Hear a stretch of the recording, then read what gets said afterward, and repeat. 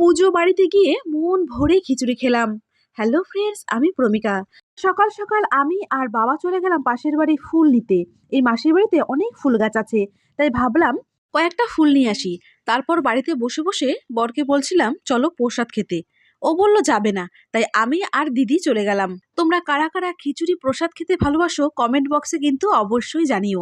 আমার কিন্তু খুব ভালো লাগে খিচুড়ি প্রসাদ। সাথে সিন্নিও করেছিল, কারণ এই দিন ওদের বাড়িতে গৃহপ্রবেশও ছিল। তো আমি ভালো করে ঘরগুলো দেখছিলাম, খুব সুন্দর করে ঘরগুলো সাজিয়েছিল। তারপর বসে পড়লাম একেবারে প্রসাদ খেতে। এদিকে আমার ছেলে তো প্রসাদ খাওয়া শুরুই করে দিয়েছে। ও কিন্তু খিচুড়ি খুব ভালোবাসে, সাথে আমিও। তাই আমিও মন ভরে এবং পেট ভরে খিচুড়ি খেয়ে নিলাম। তো বন্ধুরা, আমার এই ভিডিওগুলো তোমাদের কেমন লাগে আমাকে কিন্তু অবশ্যই কমেন্ট বক্সে জানাবে। তাহলে আজকের ভিডিওটা এখানেই শেষ করলাম। দেখা হবে আবার একটি পরের ভিডিওতে। টাটা।